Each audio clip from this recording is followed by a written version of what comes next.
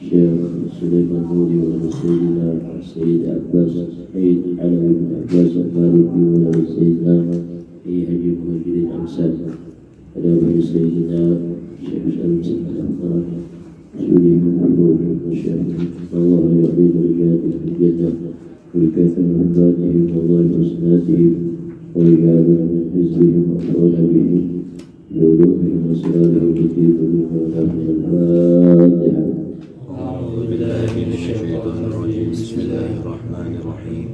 الحمد لله رب العالمين الرحمن الرحيم مالك يوم الدين إياك نعبد وإياك نستعين اهدنا الصراط المستقيم صراط الذين أنعمت عليهم غير المغضوب عليهم ولا الضالين. الحمد لله رب العالمين والصلاة والسلام على أشرف الأنبياء والمرسلين وعلى آله وصحبه أجمعين.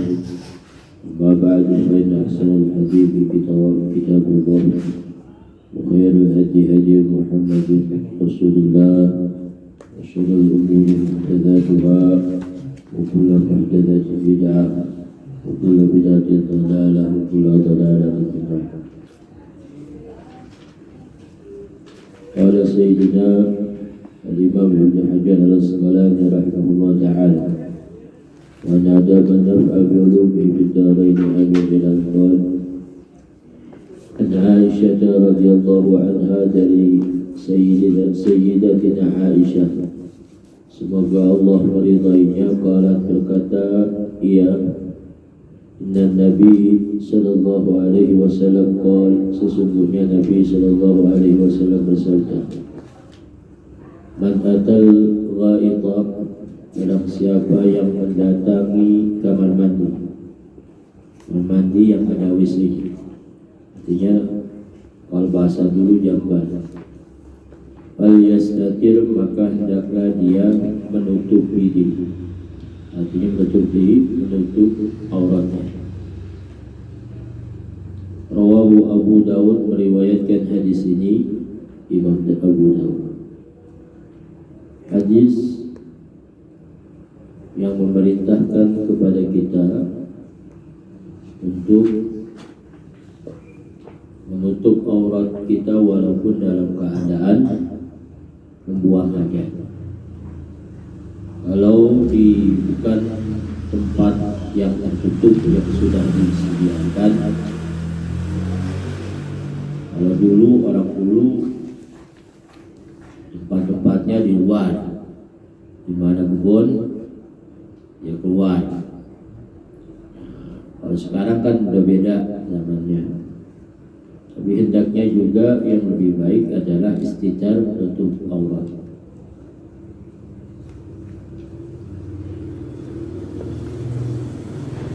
Wa anha, dan dari Sayyidina Aisyah radhiyallahu anha, semoga Allah meridainya, anna Nabi sallallahu alaihi wasallam, bahwa Nabi sallallahu alaihi wasallam kana idza kharaja, adalah beliau apabila sudah keluar, minal ghaiti, dari tempat membuang hajat, kamar mandi, walani, beliau mengucapkan ghufranaka. Akhrajahul khamsatu, meriwayatkan hadis ini Imam Khamsah, Imam Lima, wa sahahahu Abu Hatim wal Hakim, dan mentasihkan hadis ini Imam Abu Hatim, Imam Hakim. Ini zikiran ketika keluar dari kamar mandi, kita membuang hajat, paling minimal sekali ghufranaka. Ada tambahan ghufranaka alhamdulillahilladzi akhraja 'annil adza wa 'afaha. Itu dua riwayat. Jadi gabungan dua riwayat. Minimal sekali ghufranaka, yaitu minta pengampunan kita kepada Allah Subhanahu wa ta'ala. Setiap sesuatu kita minta ampun. walaupun sehabis kita membuang aja, kita membuang kotoran kita.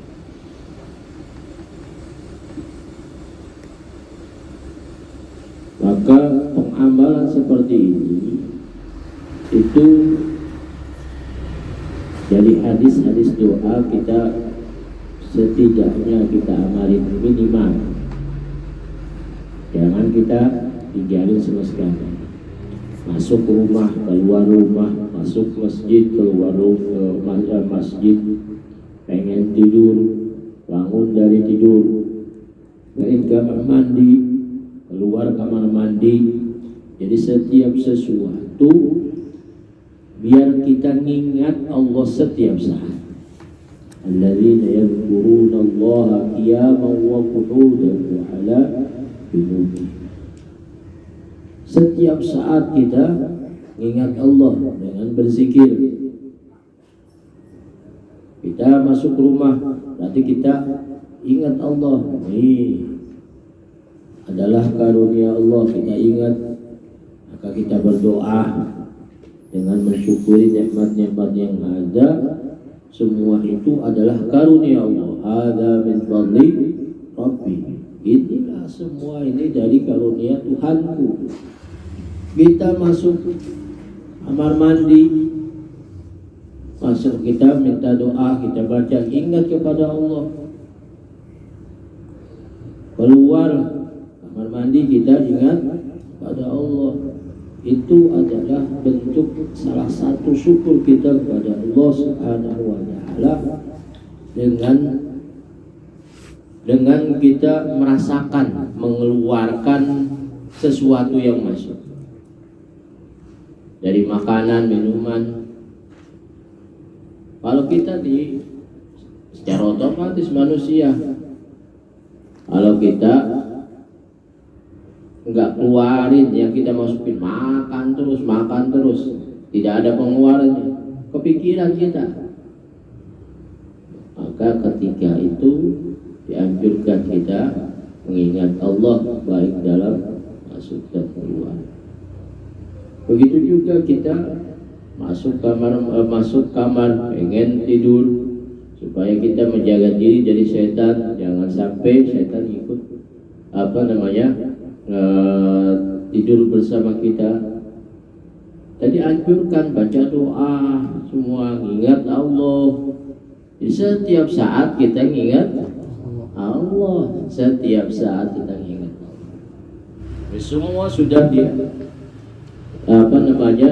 kita pelajari dari mulai masa dini, sudah diajarin sama ya. Di waktu TK kita diajarin pengen makan baca bismillah, kemudian baca doa sebelum makan, kemudian setelah makan kita baca doa lagi.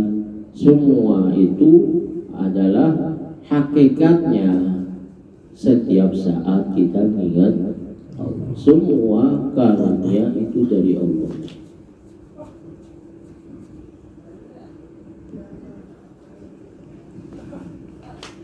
Wallahu ta'ala.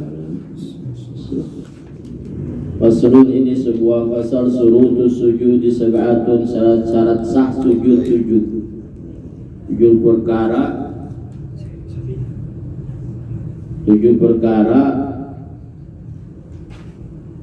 yang kita perbuat di dalam sujud kita. Itu 7 perkara ini wajib kita berbuat, kita laksanakan, kita amalkan. Salah satu 7 perkara kita laksanakan, tidak dilaksanakan, maka tidak sah sujud kita. Kalau tidak sah sujud kita, kalau kita terusin, ya berarti semuanya sholat kita jadi tidak sah. Ayyasjuda ala sab'ati a'dha'in, dia bersujud di atas 7 anggota. Anggota sujud ada 7. Jidat, 2 telapak tangan, 2 dengkul, ya, 2 kaki. 7 kan? Ya. Wa antakuna jabhatuhu maksyufatan, hendaknya dahi atau jidatnya itu terbuka. Yang wajib terbuka cuma satu, yang lain ada yang sunnah, ada yang makruh, ada yang haram. Yang wajib harus dibuka cuma satu, yaitu jidat, dahi. Kalau orang pakai telapak tangan, pakai pakai sarung tangan sama sarung kaki, kaos kaki, sah. Ada yang wajib terbuka cuma satu, yaitu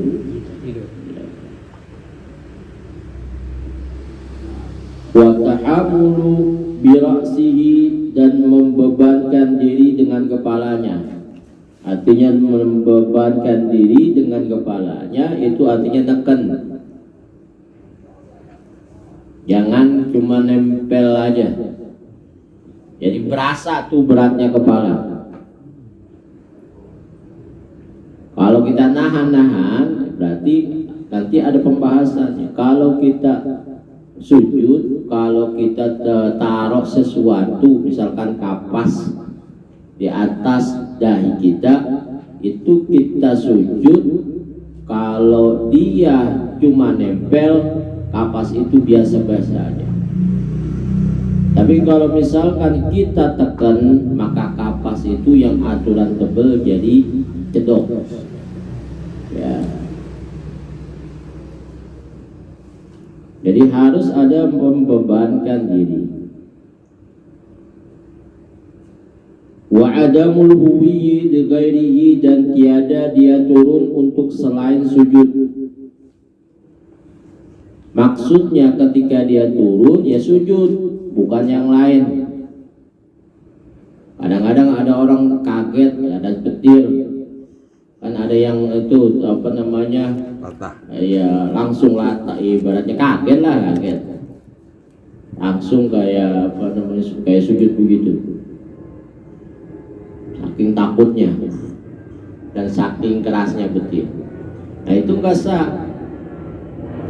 Karena yang dilaksanakan spontan, bukan karena pengen ulangin lagi.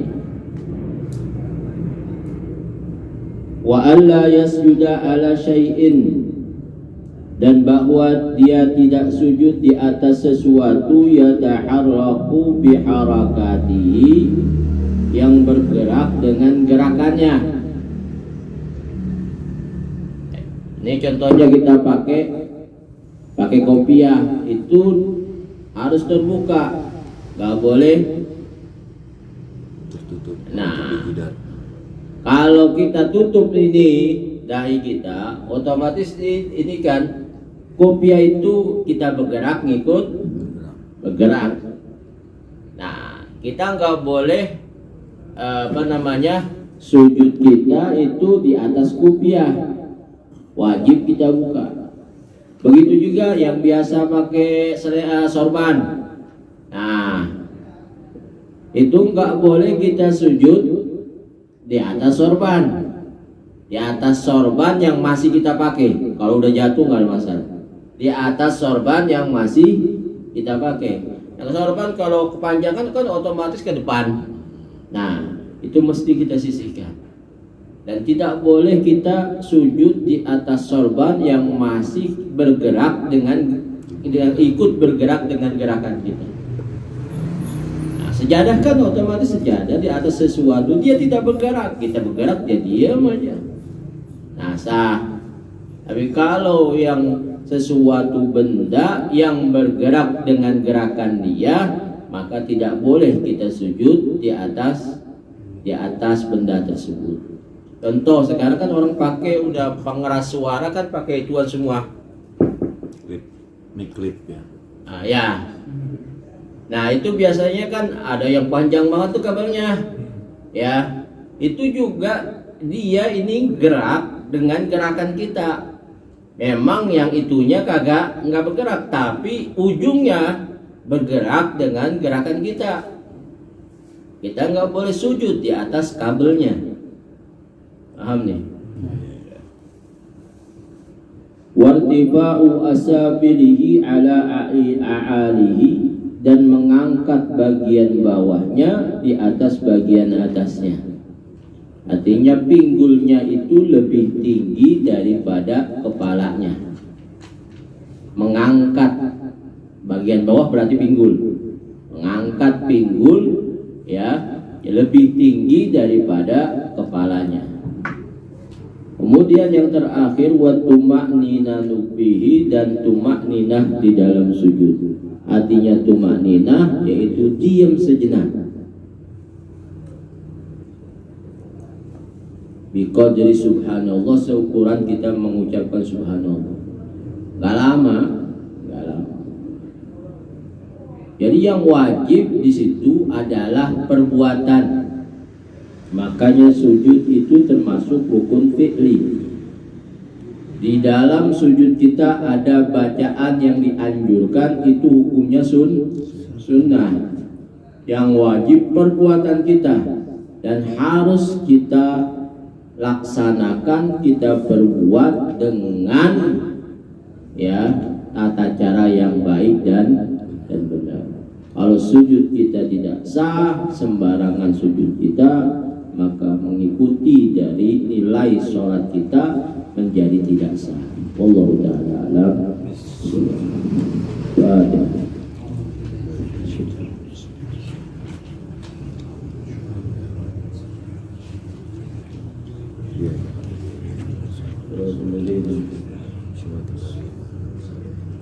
Ya Rabbana i'tarafna bi annana i'tarafna wa annana asrafna ala laqha asrafna fatub alayna tawba tanzil li kulli hawba wastur lana al-awrati wa hafil ar-rawati waghfir li walidina rabbi wa mauludina والأهل والإخوان والسائر الخلان وكل ذي محبة أو جيرة أو صحبة والمسلمين أجمع آمين ربي أسمع ضلا وجودا منا لا باكتساب منا بالمصطفى الرسول ناظى بكل سول صلى وسلم ربي عليه حتى الحب